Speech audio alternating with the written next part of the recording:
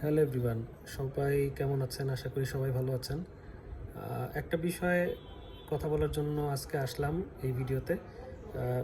একটা কথা আমরা শুনি সবসময় যে দেখতে নারী তার চলন বাঁকা।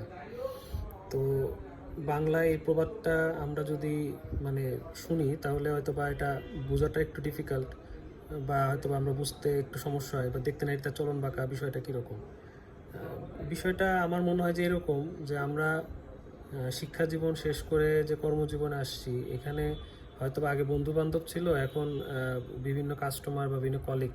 তো সেক্ষেত্রে দেখা যায় যে মানে মালিক পক্ষ থেকে শুরু করে, বন্ধু বান্ধব থেকে শুরু করে, আত্মীয় স্বজন, চারপাশের পরিবেশ, কোনো না কোনো খুঁত যদি কারো চোখে যদি মানে নিজে নিজে ধরে নেয়, বা কেউ যদি মাইন্ডসেট করে ফেলে যে না, তাকে আমি ভালো বলবো না, বা তার কোনো বিষয় আমার ভালো লাগতেছে না, বা এই ধরনের একটা প্রি সেট ইস্যুস যদি আমাদের মাথায় থাকে,